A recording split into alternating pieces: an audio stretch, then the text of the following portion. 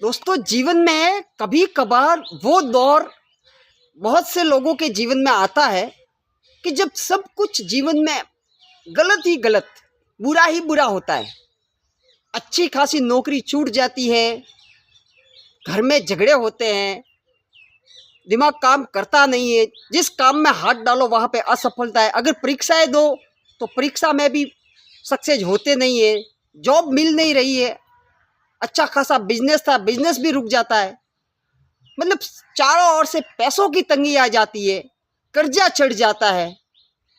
किसी की प्रेमिका ने किसी को धोखा दे दिया है, तो कोई अमीर आदमी है जो वो अपनी बीमारी से परेशान है, कोई गरीब आदमी है जिसे दवाई लाने के लिए पैसे नहीं है। सर, कहने का मतलब ये है कि जीवन कभी कभार ऐसे दौर से गुजरता है कि ऐसा लगता है कि सब कुछ खत्म हो गया, अब जीने से फायदा ही नहीं है। कभी कभार जीवन में ऐसा एक दौर आता है जब इंसान अंदर से टूटा हुआ और हारा हुआ महसूस करता है, और ये लगभग सबके साथ होता है। अगर आप भी वर्तमान में ऐसे दौर से गुजर रहे हो तो आप कोई पहले आदमी नहीं हो। ऐसे बहुत से लोग हैं जिन्होंने ये दौर गुजारा है, और यकीन मानिए आपका भी ये दौर गुजर जाएगा। तो सर, अब करना क्या है? इस कंडीशन में आपको दो टाइप के लोग मिलेंगे। पहले तो वो लोग होंगे जो खुद को नशे में पूरी तरह से डुबो के बर्बाद कर देते हैं और खुद को टूटा हुआ वास्तव में अंदर से मान लेते हैं कि भाई मैं तो टूट चुका हूँ, अब मेरे से तो कुछ हो ही नहीं सकता, मैं तो कुछ कर ही नहीं पाऊंगा, मेरी तो किस्मत ही रूठ गई है। ऐसे आपको बहुत से लोग मिलेंगे, और वो क्या करते हैं मैं आपको बताऊं। दाढ़ी बढ़ा लेते हैं बढ़िया, ठीक है, स्टाइलिश चश्मा लगा देंगे, सिगरेट सुलगा लेंगे और कहते फिरेंगे हमें न छेड़ो यारो, हम जमाने के सताए हुए हैं। अरे तुम क्या जानोगे, बहुत से जख्म सीने पे खाए हुए हैं। यह है नंबर एक कैटेगरी के लोग, जो खुद को देवदास बनाकर गलत तरीके के नशे में डुबो के अपने तथा अपने परिवार वालों के जीवन को तबाह कर देते हैं और खुद भी पूरी तरीके से बर्बाद हो जाते हैं। दूसरी कैटेगरी में वो लोग आते हैं जो जीवन में कुछ भी हो जाए, साला जीवन में कुछ भी हो जाए, परंतु वो हार मानना स्वीकार नहीं करते। क्योंकि हम जिस रहस्यमय दुनिया में जी रहे हैं ना दोस्तों, इस दुनिया में घटनाओं का घटना हमारे हाथ में नहीं है। सर, घटनाओं का घटना हमारे हाथ में नहीं है। Event is never in our hand, but response is always in our hand. Sir, घटनाओं का घटना हमारे हाथ में नहीं है, परंतु घटना घटने के बाद आप कैसे रिस्पॉन्स करेंगे उस चीज को, यह हमेशा पूरी तरीके से सिर्फ और सिर्फ आप ही के हाथ में है। दोस्तों, कुछ लोग ऐसे होते हैं जो जीवन में तकलीफें आने से टूट जाते हैं, और कुछ लोग ऐसे होते हैं जो कुछ भी हो जाए टूटते ही नहीं है। सर, हमको टूटना नहीं है किसी भी हालत में। अरे कितना भी बुरा हुआ है ना, सांसें तो चल रही है, अभी इतनी तो ऊर्जा बची है ना बॉडी में कि एक नई शुरुआत की जा सकती है। कितना भी बड़ा नुकसान हुआ है, जी तो रहे हो ना, जिंदा होना ये कम है क्या? अरे आप जी रहे हो, इन परिस्थितियों में भी खुद को संभाले हुए हो, ये भी बहुत हिम्मत की बात है। क्योंकि बहुत से लोग इन परिस्थितियों में खुद को संभाल नहीं पाते। आपकी सांसें चल रही है, आप जिंदा हो, आपका दिमाग अच्छे से काम कर रहा है, आप अपने खुद के पैरों से चल फिर सकते हो। जब तक आपके अंदर ये सारी क्वालिटी मौजूद है, ये सारी चीज़ें आपके पास है, तब तक आपका जीवन खत्म नहीं होता है। हाँ, आपकी असहाय अवस्था, आपका दुर्भाग्य, आपकी दुर्गति तब होती है जब आप सिर्फ बिस्तर पे पड़े हुए हो, ऊपर छत को देख रहे हो और आप कुछ नहीं कर पा रहे।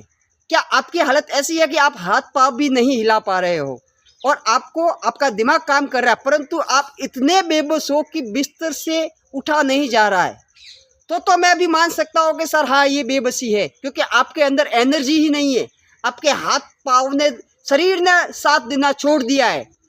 अरे जब तक आपकी बॉडी आपका साथ दे रही है, आपका दिमाग काम कर रहा है, जब तक इन आँखों से आपको दिख रहा है, हाथ पैर चलाने लायक है, तब तक आप हारा हुआ कैसे मान सकते हो सर? उठिए, आपको उठना पड़ेगा। हर चीज़ को खुद से वापस बनानी पड़ेगी। ऐसी क्या चीज़ है जो वापस नहीं बनाई जा सकती? श्रीमान जी, आज मैं आपके साथ एक ऐसे आदमी की जीवनी शेयर करूंगा जो वास्तव में, जिसे आप और मैं हम सब जानते हैं, और जिस आदमी की वजह से हम रात में आराम से, जिसने इस पूरी दुनिया में रोशनी फैला रखी है। अब तो आप समझ ही गए होंगे। जी हाँ सर, मैं थॉमस अल्वा एडिसन सर की बात कर रहा हूँ। सर, ये न्यू जर्सी यूएसए की घटना है। एक बार क्या होता है कि न्यू जर्सी में 10 बिल्डिंगों में एक साथ आग लग जाती है, तो और सब कुछ जल के स्वाहा हो जाता है, सब कुछ तबाह, जो कुछ भी मटेरियल था, जो कुछ भी था, सब कुछ तबाह हो जाता है। तो सर, अड़ोसी पड़ोसी होते हैं, वो देखते हैं, लोग जमा हो जाते हैं और देखते हैं कि सर ये तो थॉमस अल्वा एडिसन की प्रयोगशाला है जो कि 10 बिल्डिंगों में फैली हुई थी।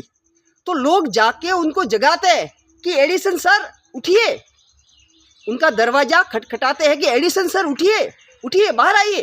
तो एडिसन साहब बाहर आते हैं, उनके साथ 24 साल का जो बेटा होता है चार्ल्स, वो भी आ जाता है, और वो देखते हैं कि सर बहुत बहुत बड़ी आग लगी हुई है, बहुत बड़ी, जिसमें सब कुछ जल के स्वाहा हो गया है। तो उनका जो बेटा होता है साथ में, वो चार्ल्स बोलता है कि पिताजी सब कुछ जल के तबाह हो गया। तो सर एडिसन साहब का इस पे क्या जवाब होता है वो आप साथ लेके जाइए। एडिसन साहब ने ये बोला, हाँ बेटा, सब कुछ तबाह तो हो गया और हमारी गलतियां भी तबाह हो गई।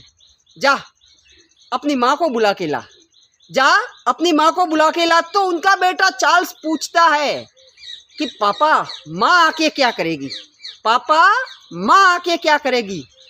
तो एडिसन साहब कहते हैं कि तेरा बेटा, तेरी माँ को मैं ये बताऊंगा कि देख देख कितनी शानदार आग है, और ऐसी घटना अगर हम में से किसी के साथ घटती तो हम लोग उसको शायद सहन नहीं कर पाते।